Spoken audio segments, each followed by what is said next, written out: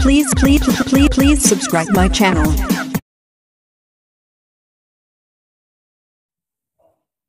नमस्कार प्रिय विद्यार्थियों, आज हम श्वेत प्रकाश के वर्ण विक्षेपण के बारे में जानेंगे। वर्ण विक्षेपण, वर्ण यानी रंग और विक्षेपण का मतलब रंगों का अलग अलग बट जाना या विभाजित हो जाना। तो इसको इस प्रिज्म के माध्यम से समझने से पहले इससे पहले कुछ तथ्य जानते हैं अपन। परिभाषा में सूर्य का जो प्रकाश कांच के प्रिज्म में से होकर गुजरता है। ये हमने अभी जो देखा था, ये कांच का एक प्रिज्म था जो कांच से त्रिकोणाकार संरचनाओं से बना हुआ रहता है। तो प्रिज्म में से जब गुजरता है तो उससे निकलने वाला प्रकाश सप्त वर्ण प्रतिरूप में विभाजित हो जाता है।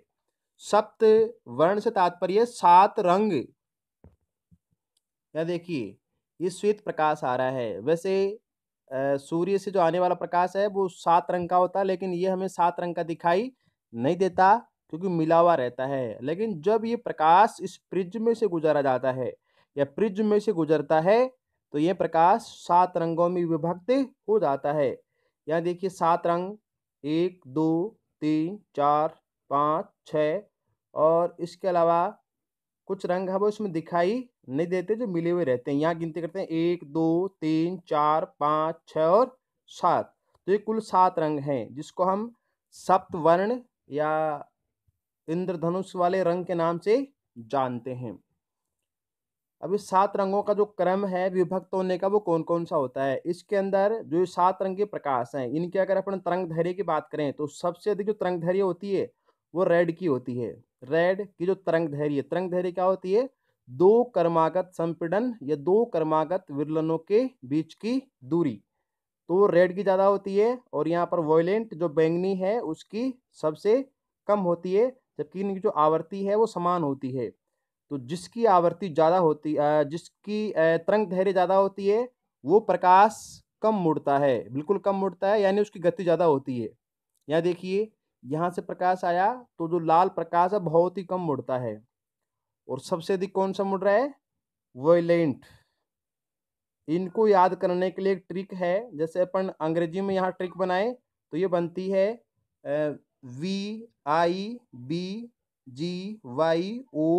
VIBGYOR। इसको बोलेंगे विबग्योर। क्या बोलेंगे? VIBGYOR. VIBGYOR। B for violent यानी बैंगनी, I फॉर इंडिको यानी जामुनी, और B फॉर ब्लू यानी नीला, G फॉर ग्रीन, और Y for yellow, O for orange, R for red. इसको हिंदी ट्रिक के माध्यम से हम जान सकते हैं। बेजानी, बेजानी यानी जिसमें कोई जान नहीं हो तो उसको बोलते हैं बेजानी। और हैप्पी, हैप्पी इसका नाम है। और नाला यानी कोई नाला है जिसमें जान नहीं है और उसका नाम क्या है? हैप्पी। तो बेजानी, हैप्पी, नाला। इससे कैसे याद करेंगे? तो बैंगनी, जामुनी, नीला, हरा, पीला, नारंगी और लाल। तो सबसे अधिक तरंग दैर्घ्य किसकी हो गई? लाल की। और सबसे कम किसकी हो गई? बैंगनी प्रकाश की।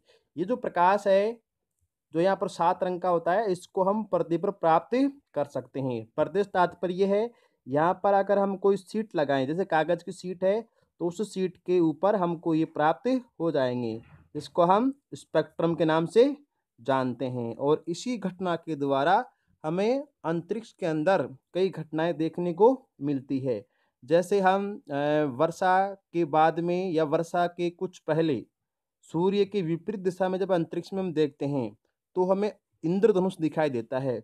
वो इंद्रधनुष क्या होता है? जब अंतरिक्ष में जो पानी की बूंदें होती है ऐसे, तो उन पानी की बूंदों में से जब सूर्य का प्रकाश प्रवेश करता है तो वो प्रकाश भी ऐसे ही 7 रंगों में क्या हो जाता है? विभक्ति हो जाता है। और उसी विभक्तिकरण के द्वारा या वर्ण विक्षेपण के द्वारा हमें अंतरिक्ष में या आकाश में इंद्रधनुष की घटना दिखाई देती है, लेकिन ये रहेगी सूर्य के विपरीत दिशा में। इसके अलावा हम बात करें कि आकाश का जो रंग है वो नीला क्यों दिखाई देता है, नीला या फिर बैंगनी। अब नीले की अगर हम बात करें तो यहाँ पर देखिए ये बैंगनी, ये जामुनी और नीला, इन तीनों का जो रंग है वो एक मिला जुला रंग होता है।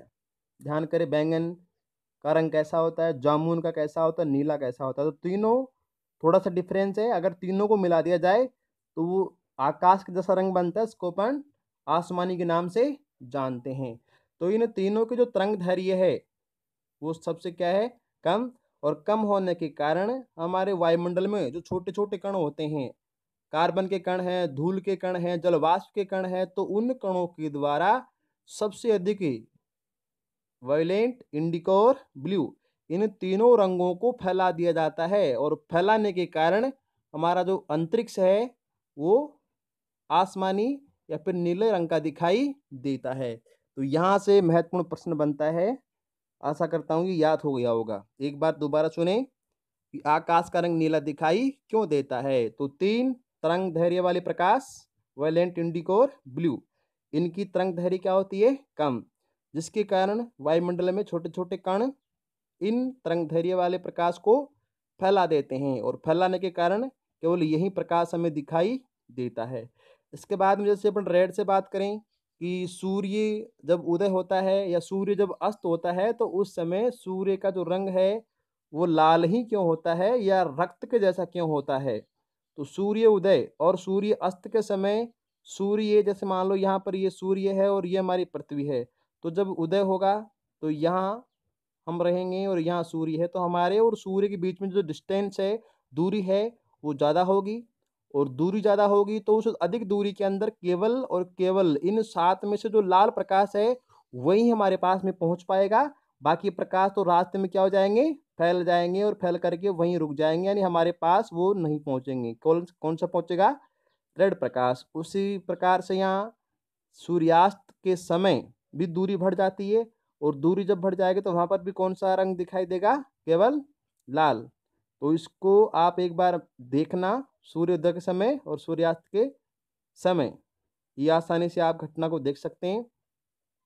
महत्वपूर्ण उदाहरण भी है। इसके अलावा विभिन्न क्षेत्रों में जो संकट कालीन जो चित्र या आकृतियां, जैसे जो कोई डेंजर जोन है या रेलगाड़ी को अगर रोकना है तो उसके लिए लाल झंडी का या कोई लाल चिन्ह का प्रयोग करते हैं, तो उसके पीछे भी कारण यही है, क्योंकि लाल प्रकाश बहुत दूर से ही दिखाई दे जाता है, जिसके कारण गाड़ी को हम देख करके आसानी से रोक सकते हैं। और यहाँ से प्रश्न बनता है कि जो इंद्रधनुष के जो 7 रंग होते हैं उनको बढ़ते हुए तरंग दैर्घ्य के अनुसार लिखिए। तो बढ़ती हुई जो तरंग दैर्घ्य है वो इधर से इधर की ओर होगी, यानी वोलेंट से रेड की ओर। और अपन बात करें घटती हुई तरंग दैर्घ्य की, तो रेड से कहाँ की ओर आएंगे, वोलेंट की ओर आएंगे। इधर बढ़ती हुई तरंग दैर्घ्य और इधर घटती हुई तरंग दैर्घ्य। इन 7 रंगों के प्रकाश के अंदर किस प्रकाश की तरंग दैर्घ्य है वो मध्यम वाली है या बीच वाली है, तो वहां पर कौन सी है, ग्रीन यहाँ पर आती है। तो राजस्थान किताब में जो पहले राजस्थान बोर्ड किताब में पहले ग्रीन दे रखा था, लेकिन अब कंपटीशन के अंदर जब विशेषज्ञ इसके ऊपर सहमत हुए हैं तो अभी इसका जो उत्तर है वो येलो माना जाता है। कारण कि यहाँ पर जो 4 रंग हैं उनमें से केवल 3 ही रंग प्रमुख रूप से माने गए, जिसके कारण आजकल इसको येलो माना जाता है और अपनी किताब के अंदर भी इसको परिवर्तित कर दिया गया है। तो आज का ये अपना इंद्रधनुष था। ऐसी घटना को हम देखने के लिए अपने और उदाहरण दे सकते हैं, जैसे कि हम जब कपड़े धोते हैं तो कपड़े धोने पर जैसे बुलबुले बन जाते हैं झाग से फूले हुए, तो उन बुलबुलों के ऊपर जब सूर्य का प्रकाश गिरता है तो वो बुलबुले भी हमें 7 रंग के दिखाई देते हैं, तो वो भी एक इंद्रधनुष वाली घटना है। इसके अलावा जब खेत में पानी फव्वारे चल रहे हों तो वहां पर भी घटना दिखाई देती है, या फिर एक प्याली के अंदर थोड़ा पानी लेकर के उसके में कांच रखे और सूर्य के प्रकाश को उसके ऊपर अपन डालेंगे तो उससे भी वहां पर एक इंद्रधनुष बनता हुआ हमें दिखाई देता है। तो ये बहुत ही अच्छा टॉपिक था जो कक्षा 6 से लेकर के 10 तक आता है। आशा करता हूँ समझ में आया होगा। धन्यवाद।